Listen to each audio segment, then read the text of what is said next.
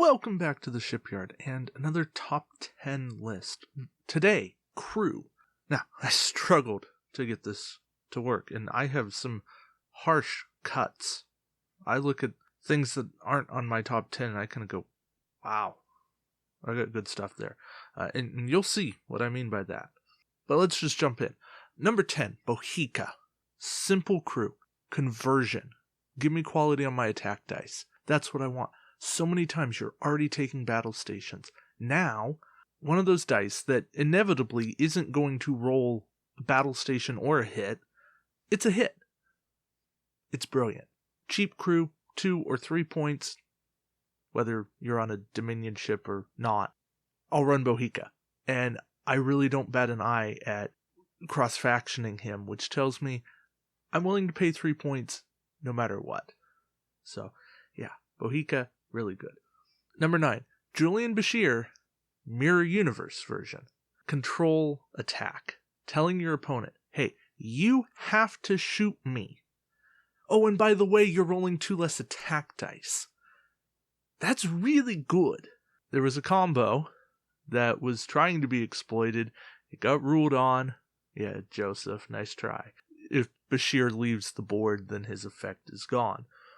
But being able to force a ship to make an attack against you, or not attack at all, is a really good thing. You know, there's things that let you intercept attacks, and that's fine. But this whole idea of 2 less attack dice, and a natural combination with Rebellion for another 2 less attack dice, you're just saying, hey, you're going to shoot, and you're not getting much of anything against me. And that is a real gut punch to somebody's attack for the round, and they are not going to like you when all is said and done, and that is a good thing for you. Number 8, Second of 5. I have grown to love Second of 5 because he gets rid of any upgrade you want. He goes through shields, goes through cloak, doesn't matter. Only limitation range 1 to 2. That's a little painful, but it's not all that painful. And inevitably, your opponent is going to have some upgrade on one of their ships that is worth getting rid of. And when you do, it's points for you. That may not be the be-all end-all of it, but it can make a difference. And the bigger notion is, they don't have that upgrade helping them. And that helps you kill them. So, Second of 5, a great crew, somebody that I'm surprised doesn't see more play in the game. Definitely worthwhile. Number 7, Deanna Troi. I was not the biggest fan of her when she first came out. I kind of went, okay, yeah, that's a nice effect, whatever. I have come to respect what she does. Disabling a captain or a crew, if you don't want to disable their captain, and getting a battle station token. That's useful. In addition, you flip over their cloak. So the next round, you can get target lock going. All of that put together for 3 points, range 1 to 2, that's a pretty good effect. It works through cloak, it works through shields. It's something that's become more necessary in this game because people are hoarding their captains. They are running things like Nanclus, and yeah, maybe this only takes out their Nanclus. Well, okay, but at least you can mess with that. But even if you don't have the best effect against their captain, you're still getting a battle station token out of this. Now, is that worth the 3 points? No. But there's something regardless of what's going on, and that's worthwhile.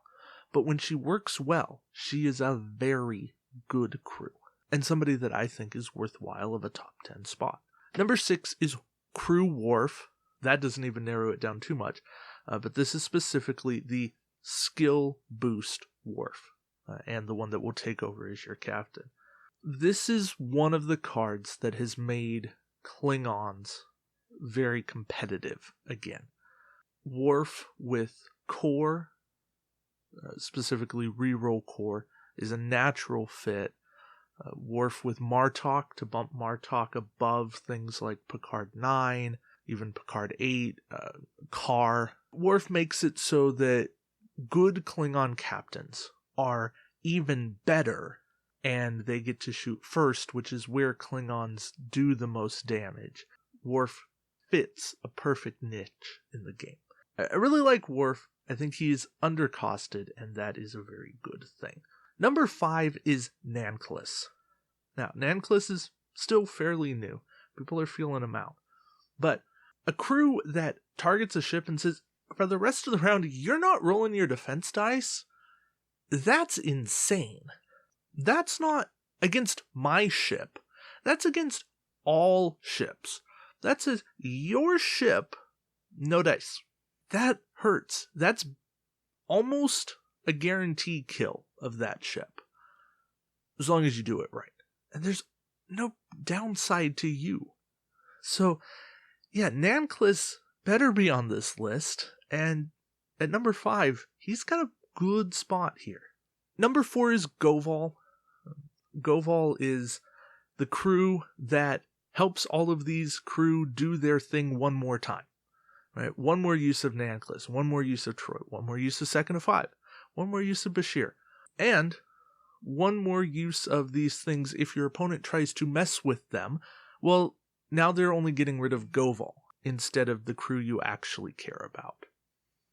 So, yeah, Goval, a great one more use, and he's only 1 point on independent ships, 2 points for anybody else, but that's still worth it.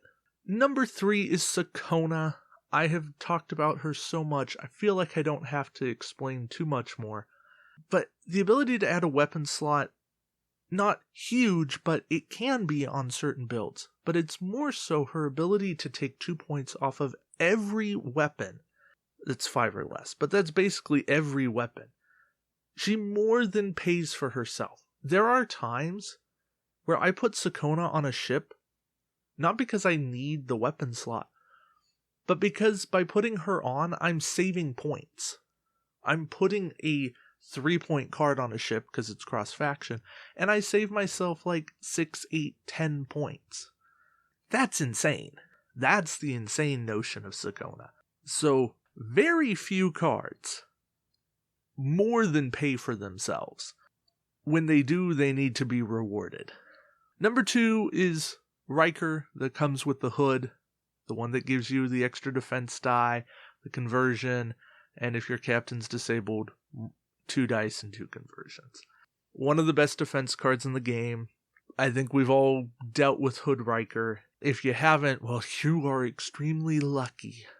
Hood RIker is fantastic. I really do not like facing him because it's just, oh, yeah, well, okay. That's one more conversion. Sure.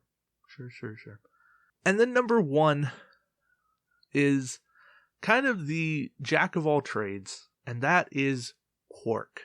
Quark is my go-to when I need that 1 extra card.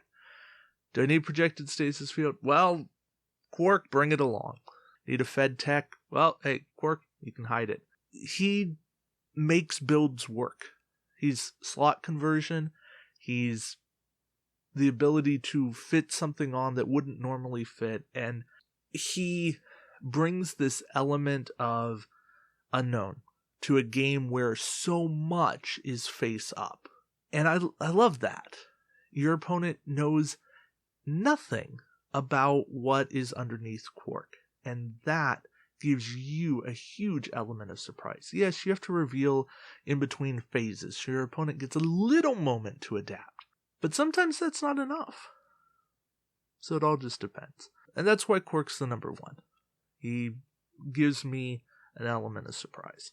So let's talk about just a couple great crew for me that missed the cut. Lee Nollis, great combo enabler. Ramada Klon, great dice booster. Yeah, conditions, but hey, great dice.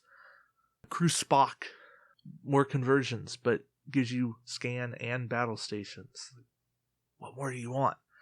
Mirror Tasha Yar with the one last attack when you're killed. that can win you games. It's possible. And of course, Varel, attack cancellation. And she's maybe not seen as much play these days, but she's still there. She's still a legitimate threat. That has to be noticed. There are, of course, so many other good crew. I couldn't possibly cover every good crew on a top 10 list. But these are the 10 that I think are the best. They're not the only ones that are worth playing.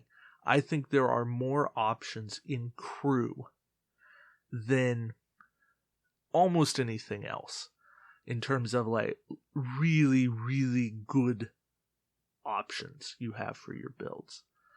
And that speaks to something. I think that's a good representation of Star Trek into this game. I'll leave it on that. We'll call that a good positive note. Thank you guys for watching, and until next time, we'll see you around the shipyard. Take care.